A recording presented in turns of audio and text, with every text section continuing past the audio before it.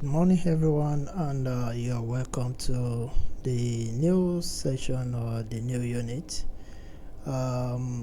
Before we start this unit, I would like to quickly acknowledge the country, and I'll begin today by acknowledging the First Nation people here, the traditional custodian of the land on which we gathered our meeting today.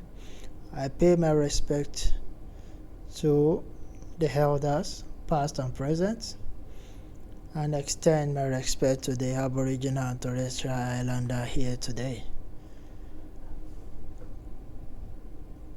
This particular unit is CHCCCS038, which is Facilitate the Empowerment of People Receiving Support. This unit describes the performance outcome, skills, as well as knowledge required to facilitate the empowerment of people receiving support, and also deliver the right-based services using a person-centered approach, which of course is what we as carer or disability support worker is expected to bring to our workplace. What exactly is the outcome of this presentation? At the end of the session, you will be able to demonstrate commitment to empowerment for people receiving support. We should be able to foster rights, foster the human rights, and facilitate choice and self-determination. What do we mean by this? Well, as a care worker, either working in the aged or disability department, we are expected to always ensure empowering the people we are supporting. Some of them might be due to some kind of illness, chronic or pain that some people might have been going through, so they can not really function as optimal as they are expected to. So we need to ensure that we facilitate their empowering these particular people. And we're expected to learn the difference between support and assist, which include the social and physical activities. For example, the personal hygiene, mobility, or mealtime management. We also expected to support with referral by providing personal and assistance to people who need it. Assistance means helping individuals in all aspects of their daily lives and be prepared to work with and care for people from the diverse background. Don't forget, Australian, we are 25 million. However, 1 in every 5 Australian happens to have a background from someone that just came from overseas or someone that has been here for so many years from overseas.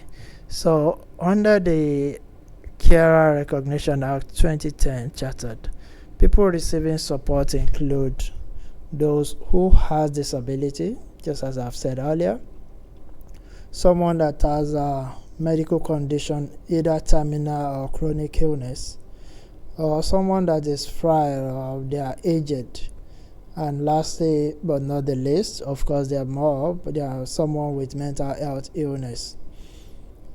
In supporting individual, providing individual support, as our qualification has rightly put, we will be working alongside people that is declared under this charter.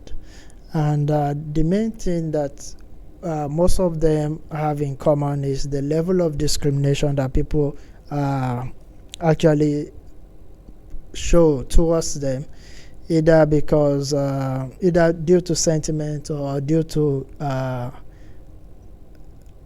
lack of information, ignorance.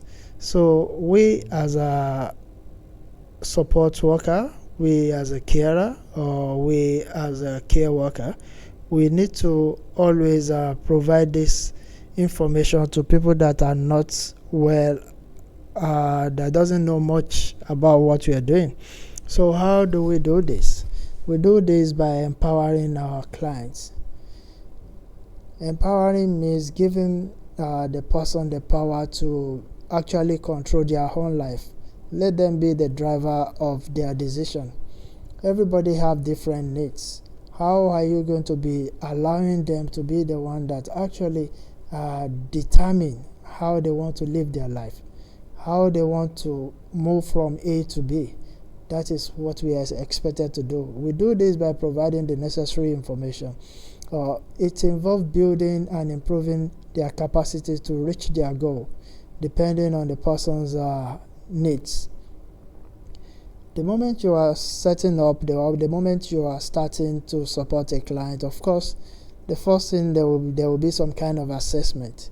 During the assessment, they will determine what is it that this particular clients want to achieve. What is their goal? It's having known that goal. That is what we now do. We now build upon. We build upon this with 4 principles of empowerment. 1. Related. This refers to accepting person for who they are. We need to understand that our ideology, our own belief, or our own value is quite different from that of our client or that of our participant, depending on the industry with which you're working. And this involves willingly understanding someone else's feelings and experience and giving them opportunity to actually determine how they want to go about their life. Secondly, communication. Communicate refers to giving the person support and confidence through words. We need to reassure them. We need to motivate them. We need to let them know that, things are challenging. However, you get this, and I am also here to actually support you. I'm here to guide you all the way to be able to achieve this goal. It involves spending time beyond what is required to fulfill primary duties sometimes.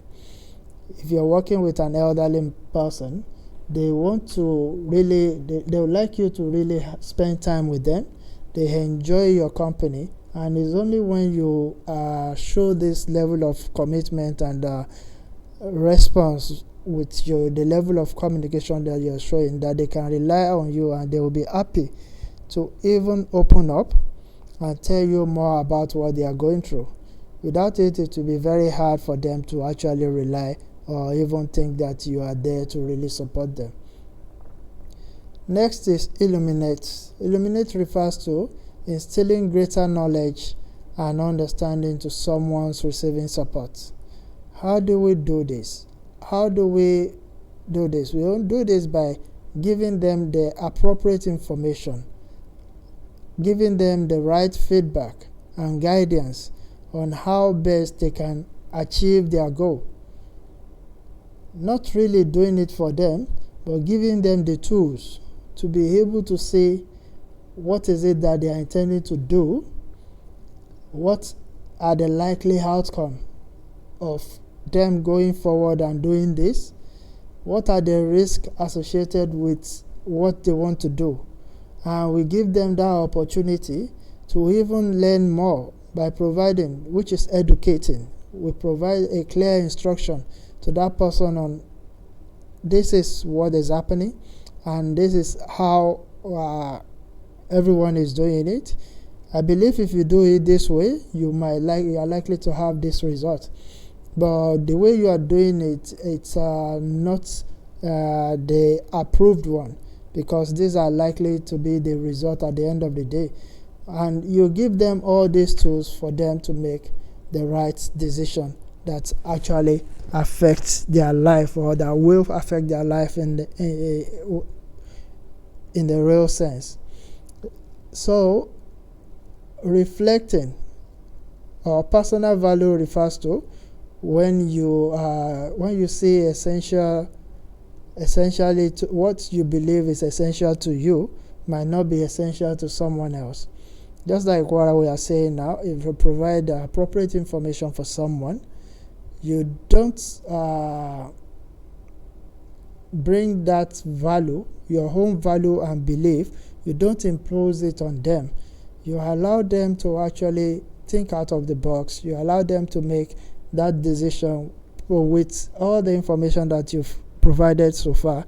Allow them to be the driver of their decision. So our personal attitude and thoughts, feelings, or position towards specific idea must be curtailed and must not actually affect anything that our clients are intending to do if we believe it is contrary to our own belief. So we have to show that positivity and confidence in them to be able to carry out activities. We should try as much as possible to do away with any form of negativity or negative attitude, whether cynical or indifference.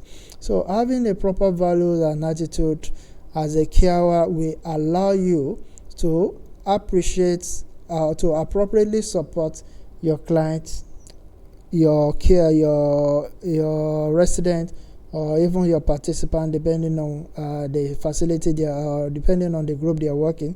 Make a correct decision more quickly and determine the appropriate response to every situation. If you are unbiased, then all these things will come easily. You'll be able to actually achieve them in a very easy manner. So some of the personal value and attributes that you are expected to bring forth to be a good carer or to be a good support worker is your personal value. Your personal value must demonstrate that you respect others, you are an advocate for people that are having challenges or people living in care. You show the level of empathy by letting them know that you understand that they are going through some challenges now. Even if you can't really be there with them, let them know that you are here to support them all the way. Professionalism is just real, is the level or the way you actually portray yourself, the way and manner you actually carry out the task that is allocated to you. They want to see that you are professional, they want to see that you are competent and you have what it takes to actually support them even when they are at their lowest. Not only our value, our attitude also say a lot of things. There's this saying that your attitude determines your altitude. If you have an open-minded, positive cooperation and courtesy, the level at which you're going to be traveling or the level at which you're going to be progressing in this industry will be very, very different from someone that have a single-minded or that are full of negativity in thought, and they don't work as part of their team, they don't cooperate with others, they don't collaborate, and they even lack the level of courtesy when it comes to professionalism. All these are what we are expecting you to bring into the table as a care worker.